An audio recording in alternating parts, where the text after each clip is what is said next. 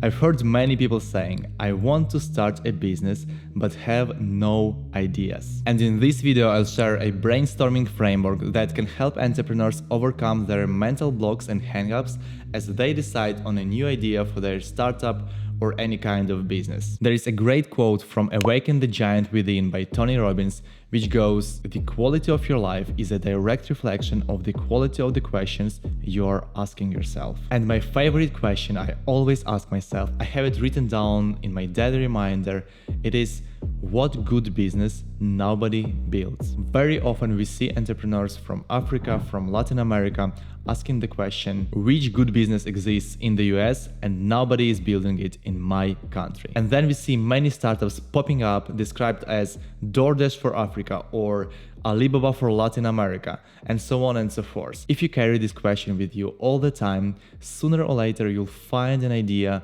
worth fighting for. It is just a matter of time. In fact, there is no problem in finding a ton of ideas. And in my other video, I have shown a way to find thousands of decent ideas. The real question is how to pick an idea for a business that has potential and that I can build with my skill set, with my experience, with my unique personality. And this step is very important. When a first-time entrepreneur starts a business, they usually find an idea by accident. However, serial entrepreneurs approach this process deliberately. They invest a lot of time in choosing a business model. Essentially, the mission of this very channel is to help you with that challenge and provide you with as many tools and guidelines as possible. So we are going to use the framework developed by Bessemer Venture Partners. The first consideration is your relation to the product and market. There are two main approaches, being an insider or an outsider. Insiders are founders that have personally experienced and dealt with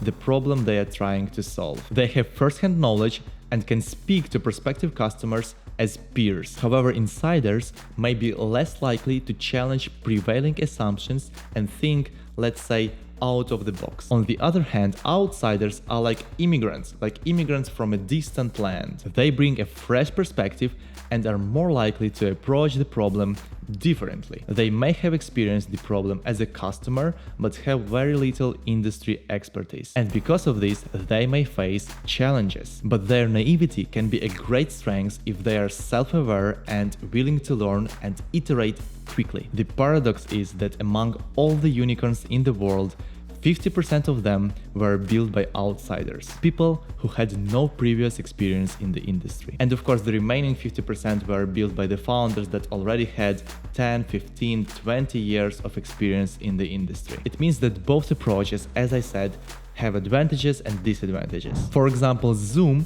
was founded by a man who had worked for years on web conferencing at Cisco, at WebEx, and he knew how to do it better. So he started his own company. This is a typical insider with a strong technical background, 14 years of experience, and clear understanding of how it could be done better. However, insiders often face barriers to launching truly disruptive solutions due to the existing status quo. The fact that 50% of worldwide unicorns are built by individuals entering new industries really proves this point. Uber, for instance, was built by Travis Kalanick, who had no experience in the transportation or taxi industry at all. So as a founder, you have to decide whether you want to pursue something as an insider, outsider, or something in between. And the key is self-awareness, to understand what is your advantage in whatever scenario you choose. For instance, my background is in the affiliate marketing industry. If I were to build something as an insider,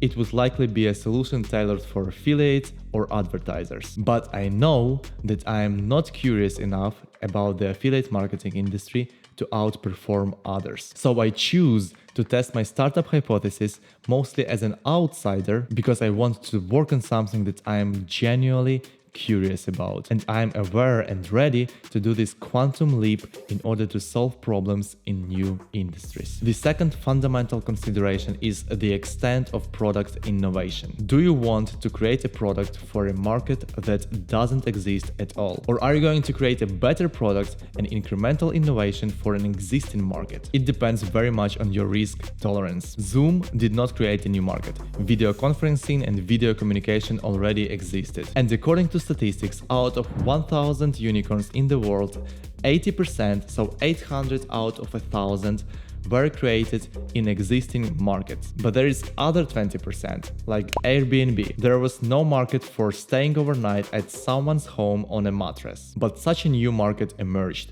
They created a new category. Think about what is more comfortable for you. Serial entrepreneurs sometimes choose to create a new market. They have some reputation, they have some initial capital from their first business, so ideally they can take more risks. For aspiring entrepreneurs, people who are not yet on such a strong foundation, it is often recommended to enter existing markets. But at the same time, avoid the red ocean. Currently, for example, the topic of selling on the marketplaces would fall into that category. There are simply millions of people trying to sell something on large marketplaces simultaneously. It's just a super red ocean. Usually, you need to look at existing markets, analyze the currently used solutions, and see which product or service you could upgrade and make it 10 times better. I say 10 times because customers and companies usually resist changing suppliers. They do it with great difficulty, and you need to be much better. Usually being slightly better is not enough. Also, when you choose an existing market,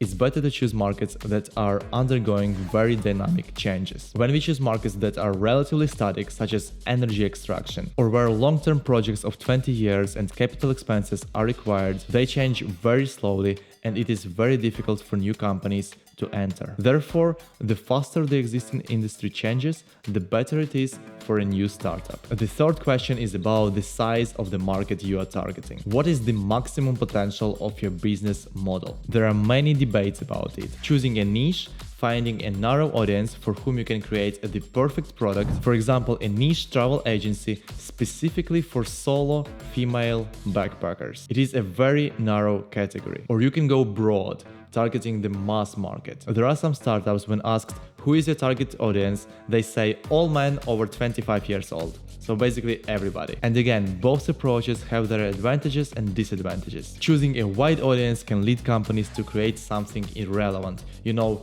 an average product for everyone. There is a big risk and downside to that. But the advantage is that it is easier to attract investments. Investors always want to see a large potential market. And entrepreneurs always find a way to explain that the market is huge. By doing so, they very often deceive themselves and they try to sell niche products as if they were for everyone. Usually it doesn't work. If you lie to yourself or to your investors, it is a bad idea. It's better to admit that you have a niche product, but your niche is sizable enough to attract investments. If the required investment is significant and the niche is very small, it is a bad combination. It is almost impossible to make it work. To be fair, there are good cases of both approaches. An example of a niche strategy is Peloton, a company that skyrocketed especially during the pandemic. They make exercise bikes for home workouts. Originally, they were designed only for athletes. It was a very niche business model that actually took off. So that's an example of a niche that still became quite large. On the other hand, Class Dojo is a company that targets all teachers and all parents with school-age children. Obviously, it has a very broad target audience, and the company has also become a unicorn despite not having any niche focus. So both strategies work. The final question is, which trend do you want to rely on? The fast micro trends that are happening right here, right now. You know, there is always a current agenda. Usually it is what we read in the news. In most cases, there is a lot of hype around those short-term trends. Or do you want to build a company based on long-term and slow trends? In my other videos, I have already mentioned some of the macro trends, like the penetration of internet in B2B, the way companies conduct business with each other, or the population aging. In 10 years, the majority of people will be over 50 years old. Everything changes, their needs change, and their consumer habits are different. So you can build businesses that are oriented toward these macro trends, or you can follow the hot trends happening right now, like selling products on a marketplace. You can buy cheap items from places like AliExpress, put your own brand on them, and sell them on different marketplaces. These micro trends come and go quickly, with millions of people always looking for new opportunities. They jump from trend to trend, like cryptocurrencies or other popular topics. By all means, it can be a profitable approach, but it is important to note that these kind of trends change rapidly. A good example of a new trend was the increasing number of people working remotely due to the pandemic. It suddenly created a huge need for companies to pay remote employees and to manage taxes across different jurisdictions. This trend gave rise to many successful companies that provided solutions for these challenges. Deal is one of them. Founded in 2018, it reached a unicorn status in 2021, and their current valuation is $12 billion. Those who can predict the future better usually build better businesses. But predicting the future within those micro trends is nearly impossible, while predicting long-term trends is much more feasible, as we have a much better idea of what will happen in 10 years compared to 1 year. So, these kind of simple questions allow you to narrow down your options and eventually find a business idea that excites you and solves a problem for others. This moment of discovering your passion and starting something new is so powerful, it can really change your life. I think it's better to look for your passion through execution, actually starting doing something rather than endlessly analyzing. And I am on my way of looking for passion through execution with you. I'm not sure yet, so that's why I continue testing startup hypotheses, continue researching new interesting fields, blockchain, AI. I've built review management software, many online stores, B2B marketplace. And as long as you have a goal and the process of achieving that goal is interesting, you win. Make sure to watch my video on how to evaluate business ideas. The whole point of deciding what to build is to find a perfect match between yourself and the problem you want to solve. And in that video, I provide very precise guidelines on how to analyze this. I wish you the best in finding your own interesting process of creating a successful business. Thanks for watching. Feel free to leave your feedback. Remember to subscribe, and I'm looking forward to seeing you again.